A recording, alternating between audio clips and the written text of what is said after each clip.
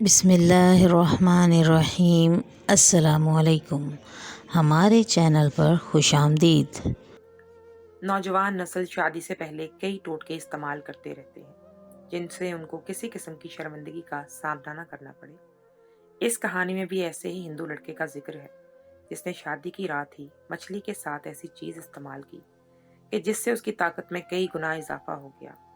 वो दूसरी चीज क्या थी, जानने के लिए वीडियो को मुकम्मल देखिएगा।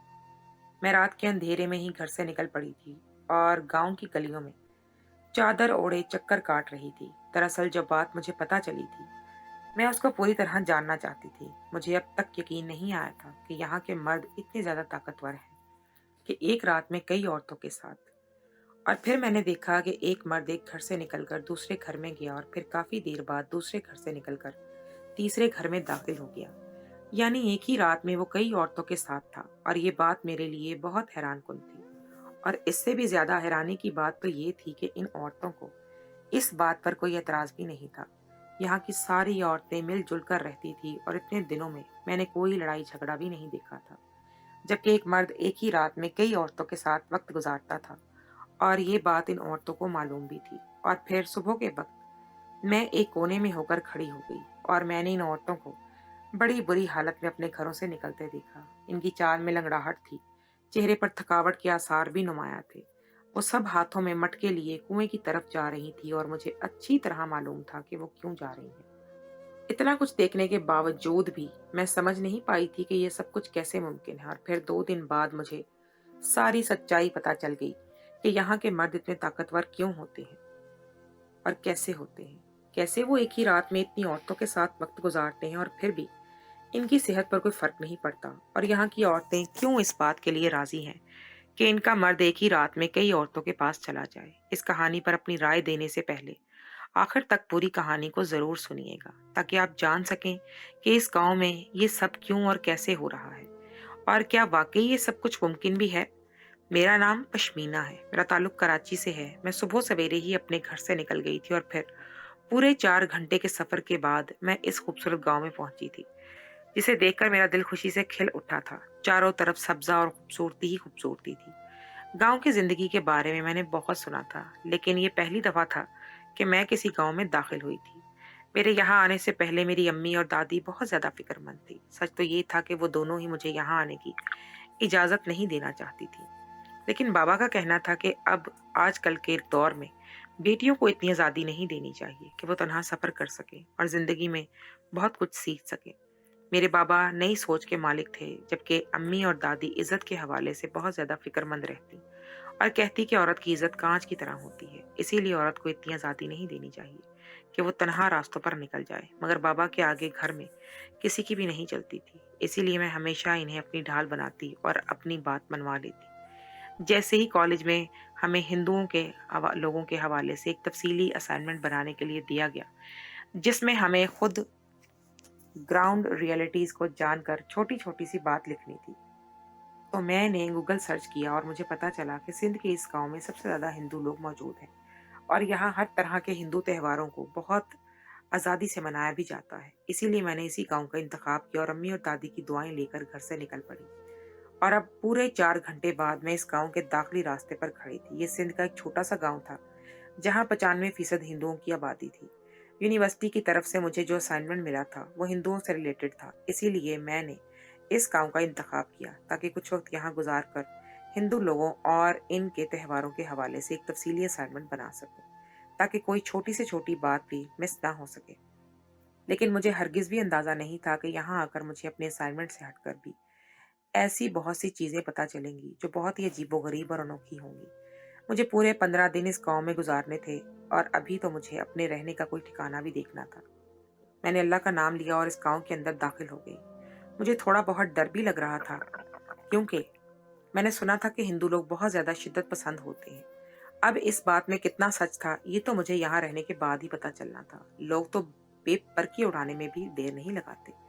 गांव के लोग मुझे बहुत हैरत से देख रहे थे, शायद इसकी वजह मेरा पहनावा था। मैं अपने तौर तरीकों से और लिबास से ही शहरी मालूम होती थी और इसी वजह से जो औरतें खेती बाड़ी कर रही थी वो पलट पलट कर मुझे ही देख रही थी। मैं नहीं जानती थी कि अगले मुझे कहाँ जाना है, इसीलिए मैंने एक औरत को आवाज देकर बुलाया उसके माथे पर सुर्ख रंग का बड़ा सा तिलक था और उसने साड़ी भी पहन रखी थी। मेरे बुलाने पर वो फौरन मेरे पास आई और हाथ जोड़कर राम राम कहने लगी। मैंने मुस्कुराकर उसकी तरफ देखा और फिर उससे पूछा कि यहाँ का बड़ा कौन है। उसने बताया कि यहाँ विक्रांत साई हैं जो वडेरे हैं और ये गांव उन्हीं के हुक्म पर चलता है। मैं जान गई थी कि अब मेरी अगली मंजिल विक्रांत साई की हवेली है, क्योंकि उनकी इजाज़त से ही मैं यहाँ 15 दिन गुजार सकती थी। मैं सहाफ़त की डिग्री ले रही थी, इसलिए आज से पहले भी मुझे ऐसी बहुत सी जगहों पर तनहा जाना पड़ा था, लेकिन किसी हिंदू इलाके में आने का ये मेरा पहला इत्तेफाक था। शायद इसीलिए मैं खुद भी थोड़ी नर्वस थी। इस औरत ने मुझे हवेली का पता समझा दिया था और फिर मैं विक्रांत साई के आगे इनकी हवेली में पहुंच गई। मैंने सोचा था कि वो कोई बड़ी उम्र के आदमी होंगे, लेकिन वहां जाकर मैं हैरान हुई, क्योंकि वो तो एक जवान से लड़के थे जो इसके गांव की देखभाल कर रहे थे और यहाँ के लोगों के हकूक के लिए भी काम करते थे।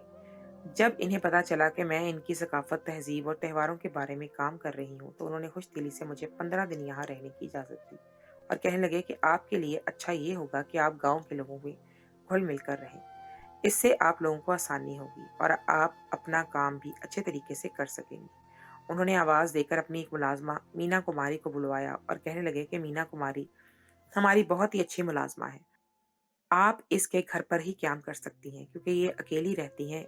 इसका शौहर शहर में काम करता है। आपको इसके घर में रहने की कोई वक्त दिक्कत नहीं होगी।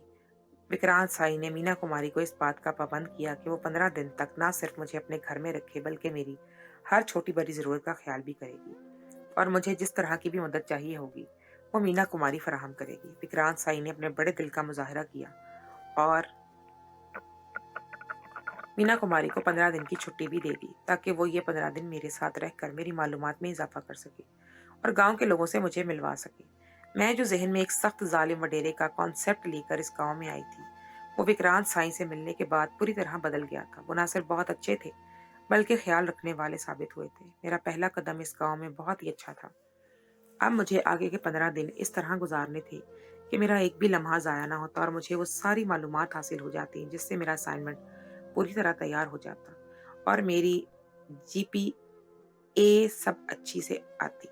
मीना कुमारी मेरे साथ हवेली से निकल पड़ी और मुझे गांव के बीच में बने अपने एक छोटे से घर में ले आई। मट्टी का बना ये घर बहुत ही प्यारा और ठंडा था। ज़रूरत की हर चीज़ मौजूद थी। मैंने मीना कुमारी का शुक्रिया अदा किया और वो मेरी मदद करने को भी तैयार हो गई थी। वो कहने लगी कि ये तो हमारा फ़र्ज़ है। शहरी लोग हमारे बारे में अच्छा ख्याल नहीं रखते, ख़ास कर इसलिए क्योंकि हम हिंदू हैं, मुसलमान नहीं। हमें अच्छा नहीं समझा जाता। मैंने मीना कुमारी के कंधे पर हाथ रखा और उसे कहा, ऐसी कोई बात नहीं है। हर जगह अच्छे और बुरे लोग तो मौजूद होते हैं। इसमें गाँव या शहर का कोई कमाल नहीं होता। मेरी बात सुनकर मीना कुमारी मुस्कुराई और कहने लगी, हाँ, आप बिल्कुल ठीक कह रही हैं। मीना ने मेरे खाने-पीने का इंतज़ाम किया। रात का वक़्त होने लगा था। यहाँ बिजली का निज़ाम ज़्यादा अच्छा नहीं था। इसीलिए मीना कहने लगी कि हम अगली सुबह गाँव के लोगों से मिलने के लिए निकलेंगे। फिर आप जिससे जो चाहें सवाल पूछ सकती हैं। मैंने मीना से कहा कि मैं आज की रात भी ज़ाया नहीं करना चाहती। तुम मुझे कुछ अपने बारे में बताओ। तुम्हारा शौहर कहाँ रहता है? वो कैसा है? तुम लोगों की शादी किस तरह हुई? वगैरह वगैरह। क्या पता मेरे काम की बात कोई निकल आए। मेरी बात सुनकर मीना ने ठंडी सांस भरी और कहने लगी कि यहाँ के लोगों की शादीशुदा जिंदगी पर आप बात ना करें तो अच्छा होगा।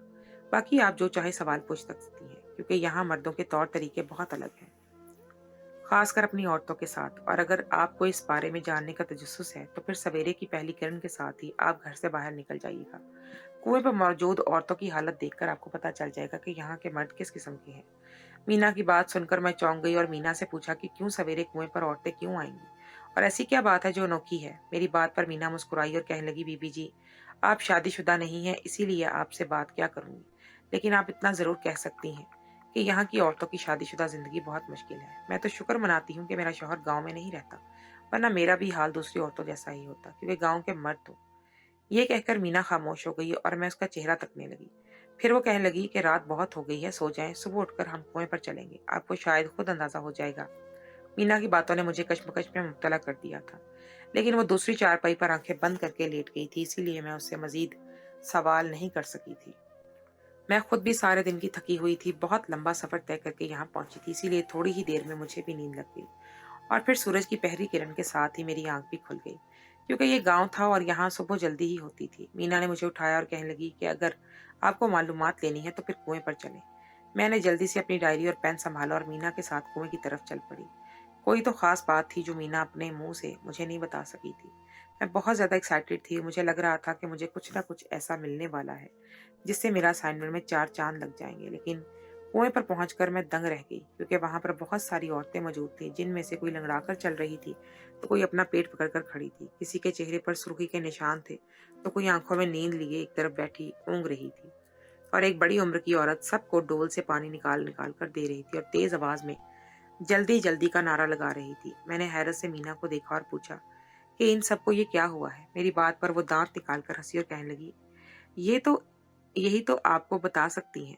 मेरा शौहर तो बस कुछ दिन ही मेरे साथ गुज़ारता है और मैं उसी में ही तंग आ जाती हूँ।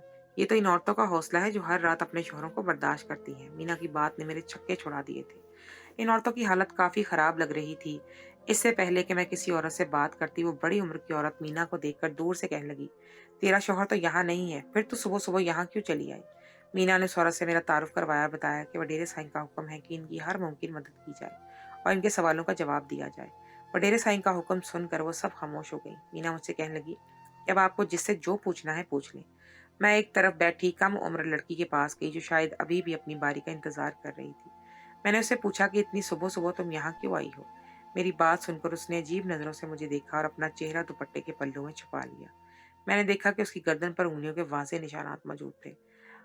उससे रहा ना गया, तो मैं पूछ बैठी कि तुम्हारा शौहर तुम्हें मारता है क्या? मेरी बात सुनकर उसने जल्दी से इनकार में सर हिलाया और कहने लगी, नहीं, मेरा शौहर बहुत अच्छा है। उससे ज़्यादा उसने मेरी बात का किसी का भी जवाब नहीं दिया था। मैंने कुछ और औरतों से भी बात करनी चाही, लेकिन वो सब शर्म और हया का मुज़ाहिरा करते हुए अपने पल्लुओं में छुपती चली गईं और मुझे कोई भी इस बात का जवाब ना दे सका। ये इनकी हालतें ऐसी क्यों हैं और इतनी सवेरे इतनी सारी औरतों का कुएँ पर क्या काम? मैं गैर शादीशुदा ज़रूर थी, लेकिन अक्ल व शऊर रखती थी। इतना अंदाज़ा तो मुझे हो गया था कि वो कुएँ पर क्यों आई हैं, लेकिन इनकी हालतें ऐसी क्यों थी, इसका जवाब मुझे नहीं मिल सका था। सारा दिन मैं गाँव की गलियों में घूमती फिर रही थी। कभी बच्चों को रोककर सवाल जवाब करती, तो कभी औरतों से बातचीत शुरू करती। मैंने यहाँ के मर्दों को कुछ मुख्तलिफ पाया था। सब अपने काम से काम रखते थे, किसी से नज़र उठाकर मेरी तरफ देखा भी नहीं था। या फिर शायद यहाँ के वडेरे साईं बहुत सख्त थे, इसीलिए मेरे साथ सबका ही रवैया बहुत अच्छा था। ऐसे ही पहला पूरा दिन गुजर गया था, लेकिन कोई ऐसी खास बात मुझे नज़र नहीं आई थी जो मेरे असाइनमेंट में हाईलाइट होती, और मुझे किसी ऐसी चीज़ की तलाश थी।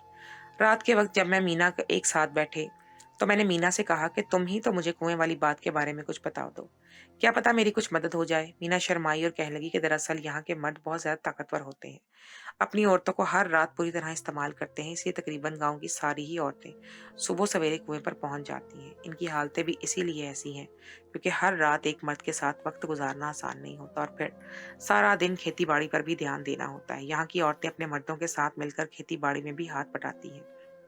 मीना की बात सुनकर मैं चौंकी और मीना से पूछा कि ये मर्द इतने ताकतवर कैसे होते हैं।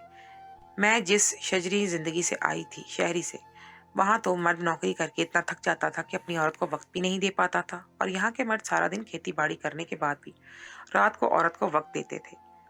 ये कैसे मुमकिन था? मीना मुस्कुराई और कहने लगी, दरअसल यहाँ के मर्द एक खास चीज इस्तेमाल करते हैं, जिसकी वजह से इनमें इतनी ताकत आ जाती है कि एक मर्द 3-3 बीवियां भी रखता है। इस गांव में बहुत ही औरतें ऐसी हैं जिनका एक ही शौहर है और वो रात बारी बारी अपने तीनों बीवियों के साथ वक्त गुजारता है, फिर भी इसकी ताकत खत्म नहीं होती। मीना की ये बात सुनकर तो मैं दंग ही रह गई थी। मैंने मीना से कहा कि अब तो तुम मुझे तफसील से बताओ कि आखिर वो क्या चीज़ है। मैंने ऐसा तो कहीं नहीं सुना। दरअसल इससे पहले वाला एक असाइनमेंट मुझे इसी तरह का मिला था, लेकिन इस पर काम करते हुए मुझे पता चला था कि शहरी मर्द बहुत ज़्यादा कमज़ोर होते हैं और इस तरह की चीज़ें वो इस्तेमाल करते हैं, उसके बाद तो एक बीवी को खुश रखना ही उनके लिए मुश्किल है। और यहाँ गांव के मर्दों का एक वक्त में इतनी बीवियों को रखना, इस बारे में सुनकर मैं हैरान थी। मेरे बहुत इसरार करने पर मीना ने अपनी कहानी सुनानी शुरू की। उसने बताया कि वो शादी से पहले ही इस गांव में ये सब कुछ देखते हुए बड़ी हुई थी, इसलिए उसके लिए ये बात कुछ अजीब नहीं थी। उसके अब्बा भी 4 शादियां कर चुके थे और वो चारों बीवियों के साथ एक रात में बारी बारी वक्त गुजारते थे। मीना के इस गांव में बहुत सारे बहन भाई भी हैं, और जब फिर इसकी शादी का वक्त आया तो वो पहले से ही इस बात के लिए ज़हनी तौर पर तैयार थी कि उसके शौहर की एक वक्त में कई सारी बीवियां होंगी। ये बात कहीं ना कहीं परेशान करने वाली तो थी, लेकिन क्योंकि यही यहाँ का रिवाज था, इसलिए मीना को ये कबूल करना ही था। दरअसल ये रिवाज गांव के वडेरों की तरफ से डाला गया था, क्योंकि मर्द कम थे और औरतें ज्यादा, और वडेरे चाहते थे कि हिंदू की आबादी इस गांव में हमेशा मुसलमानों से ज़्यादा ही रहे। इसीलिए उन्होंने अपने मर्दों को ज़्यादा शादियों की इजाज़त दी और कहा कि वो हर बीवी से ज़्यादा बच्चे पैदा करें ताकि मुस्तकबिल में भी ये गांव हिंदू अक्सरियत वाला ही गांव रहे। और फिर शादी की रात मीना के होश उड़ गए जब उसका नौजवान शौहर उससे कई ज़्यादा ताकतवर निकला। लेकिन इससे भी ज़्यादा हैरान कर देने वाली बात यह थी कि मीना के शौहर ने इसके पास आने से पहले ख़ास चीज़ का इस्तेमाल किया था और इस रात मीना को समझ आ गया था कि वही चीज़ इन मर्दों को इतनी ताकत पहुंचाती है कि ये एक वक्त में इतनी ज़्यादा बीवियों को खुश रख सकते हैं।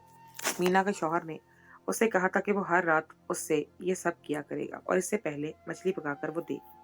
ये मछली इसी गांव के दरिया की खास मछली थी। मीना कहने लगी कि उसके शौहर ने उसे बताया था कि मछली में ऐसे खास विटामिन होते हैं जिसकी वजह से मर्दाना ताकत में इजाफा होता है।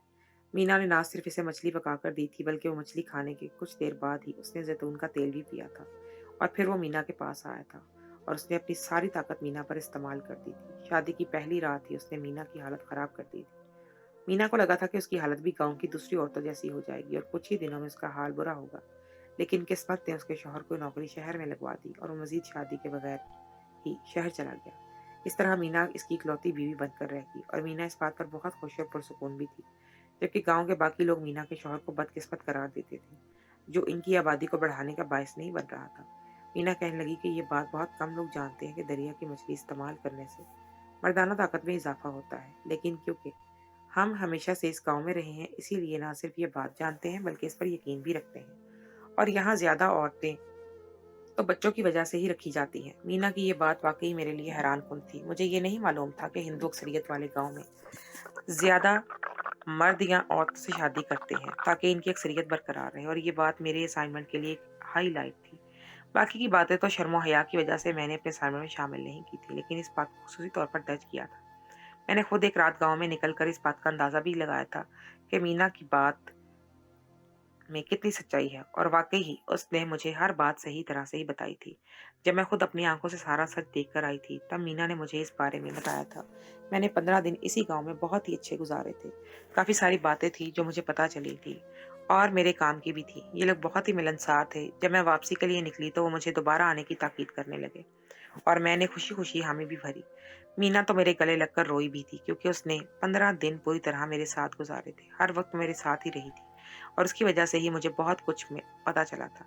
मीना का खलूस और मोहब्बत देखकर मेरी आंखों में भी आंसू आ गए थे। गांव से निकलने से पहले मैंने वडेरे साईं का भी खास शुक्रिया अदा किया था, जिन्होंने अपनी अच्छाई से ना सिर्फ मेरा दिल जीता था बल्कि हर मुमकिन मेरी मदद भी की थी। घर पहुंचकर मुझे अपने असाइनमेंट को सही तरह से तरतीब देकर उसे जमा करवाना था और मुझे यकीन था कि हर असाइनमेंट की तरह इसमें भी मुझे सबसे ज़्यादा नंबर मिलने वाले थे। मुझे लगता है कि सारी ज़िंदगी मैं मीना कुमारी को नहीं भुला सकूंगी क्योंकि उसके साथ जो वक्त मैंने गुजारा वो बिल्कुल दोस्तों की तरह था। और अगर कभी किस्मत ने मुझे मौका दिया तो मैं मीना से दोबारा मिलने ज़रूर जाऊंगी। अब आप लोग बताएं, क्या आप लोग भी ये बात पहले से जानते थे कि हिंदू अक्सरियत वाले इलाकों में अपनी आबादी को बरकरार रखने के लिए हिंदू लोग इस तरह के तरीकों को इस्तेमाल करते हैं? मैंने तो हिंदुओं लोगों को बहुत ही अच्छा और खुश इखलाक पाया। वहां रहते हुए एक पल के लिए भी मुझे ऐसा महसूस नहीं हुआ जैसे वो मेरे साथ बुरा सलूक कर रही हूँ या फिर बराबरी का सलूक ना कर रहे हों। सब ने ही बहुत मोहब्बत से मुझसे बात की और उनके तौर तरीके काफ़ी ज़्यादा मुख्तलिफ ज़रूर थे, लेकिन वो लोग बहुत अच्छे दिल के भी थे।